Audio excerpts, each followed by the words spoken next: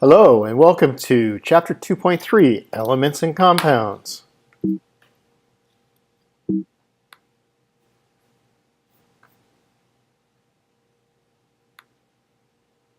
Here we have a piece of burnt toast. Some people might like toast with that burn on that crust, but most people think the flavor is bad. Usually you want it nice and golden brown, just crispy and delicious. But this black, what is that black? Well, we'll come back and talk about it in a little bit. One of the main things we're going to talk about today is how we can distinguish between elements and compounds. Both of these are substances. In the last section, we learned about mixtures.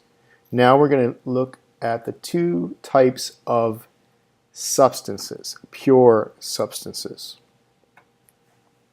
So the first substance is the elements, the elements. And an element is the simplest form of matter that has a unique set of properties. So what do I mean by that? We talked about in the last section, we talked about the physical properties of things and the way things felt, their texture, their malleability, these things. So elements, okay, basically have the most simple amount. I want red again. Okay, there we go. All right. Are going to have the most simple amount of characteristics. In other words, you can't get any smaller than an element and still have the same substance. All right? So it has a unique set of properties. Oxygen and hydrogen are two examples of more than 116 elements. Now, another type of substance is a compound. Now, a compound, the key thing with a compound is that in a compound, you have two or more substances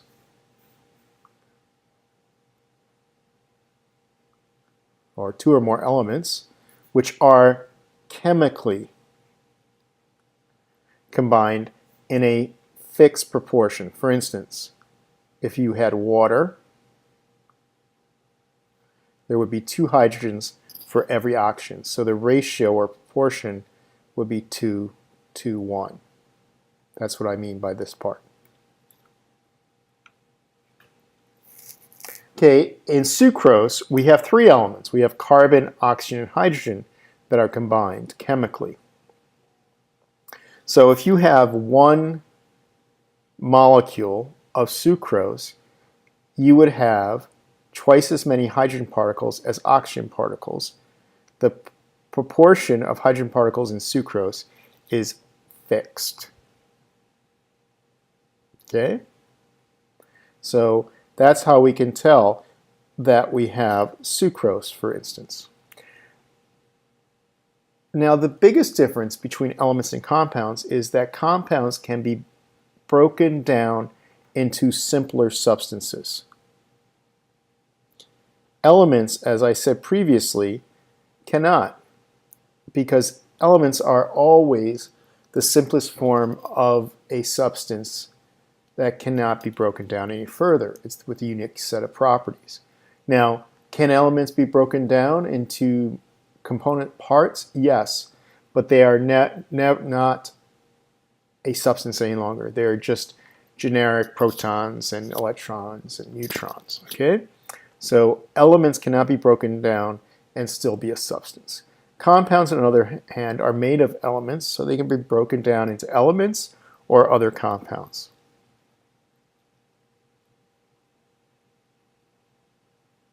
Okay, we learned in the last section that we could separate mixtures through physical methods. Okay, we saw that also in our chromatography lab. Physical methods are used to separate mixtures, but we can't use these physical methods to separate a compound. Okay, if you boil liquid water, you just get water vapor. You don't get oxygen and hydrogen that water is made of. Now that's an important point. Compounds cannot be separated like mixtures. You can't just boil them or get the gas separate from the solid. You can't filter them. You can't use chromatography to separate the components of a compound. You have to have a chemical reaction to break it down. So if we dissolve a sugar cube, for instance, in water, all that does, it liquefies those water molecules basically by taking the sugar cube and breaking it apart, and the molecules are so small you can't see them and they dissolve into the water. But it's still sucrose because if you taste the water, it's sweet. If it was oxygen and carbon and hydrogen, you'd have gases bubbling out of it. You'd maybe have black soot on the bottom. So it hasn't broken down into simpler substance. It's just simply dissolved. So they can be broken down. Okay, remember, sucrose and water can be broken down into simpler substances, but not by simple physical methods. They have to have, as I said, a chemical change. So what is a chemical change? So the biggest thing we have to take away from this is in a chemical change, we have different composition. That's the key word. And then what we started with. Okay? So what does that mean? It can mean several things. If we have water, we have hydrogen, 2 hydrogens for every oxygen. If we break that down into hydrogen and oxygen, so let me write out, here's water, and we want to make what it's made of. And one of the things about hydrogen, it never wants to be alone, and the same with oxygen. So we're going to make 2 gases. And this is our liquid water. Okay? So water is a liquid at room temperature. Hydrogen is a gas and oxygen is a gas. It has different properties and a different composition. There's 2 hydrogens and 2 oxygens here. So I'm just going to balance this. And now we have a balanced chemical equation. But we have different properties. And we can just look at the simple ones. Water was liquid, and the other 2 are gases now. Okay, let's look at sugar. Okay, if you ever had creme brulee, you might recognize the middle pan. We're making some caramel. But if we cook it too much, then we get just carbon. Okay, because we'll get rid of some of the water vapor that's contained in the caramel. So if we heat sugar, first it will brown and caramelize, and then it will burn and form just carbon and some water vapor. Okay, so if I was going to want any of that, maybe I'd like this one.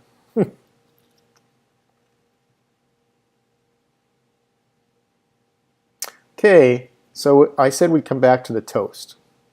So what happens to the compounds in bread when it's overcooked? That changes its taste. So we have a change in properties, okay? So there's a change in property because taste is a property. Now, normally in a laboratory we don't taste things, but since we're talking about chemistry in real life, we do eat bread sometimes and we eat toast. And we know if we cook the toast too much, it'll get this black on it. What is that black? You think you know? All right. Okay, if you said it was carbon, give yourself a pat on the back. So bread is a carbohydrate. That means it has carbon, hydrogen, and oxygen in it. So one of the things when it gets cooked more is that it breaks down into simpler substances, and one of those substances is carbon. Now, a little other fact. If you're ever stuck and you accidentally swallow something that might be poisonous, and you don't have anything right away to do, burn some bread and make the person eat it, because the carbon will absorb some of the poison. Because one of the things they give for poison control is something called activated carbon. This is not quite it, but it might give you enough to get to the hospital on time. Okay, so just tell them that you gave some bread after somebody swallowed something, and they'll give you the right treatment, and this is a good first aid. If someone has just swallowed poison and is still conscious, you can give them some burnt bread, and that will absorb some of the poison. Okay? Chemistry has all sorts of uses.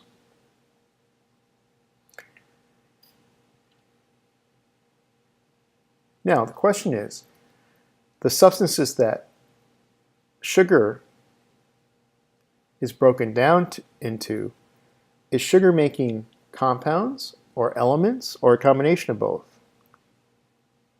So the carbon that it makes is an element. So if it's making carbon, so if you've got carbon, which is a black substance from the bread, you're not going to make it any simpler.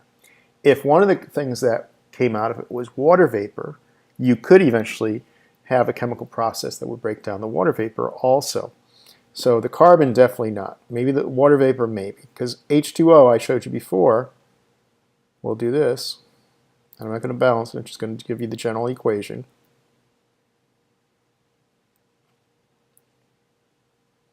So when we burn something, we probably have gotten the water in the gas phase. So that's water vapor, and you're not going to notice this, but you would have to do another reaction to get the water vapor to turn into hydrogen and oxygen. All right, so here's an outline. So our sugar with heat will form carbon and water, all right? But the water needs electricity to then make hydrogen and oxygen. So normally, cooking sugar will break it apart into an element and a compound. The compound that's made has to be given electricity to break it down into its elements.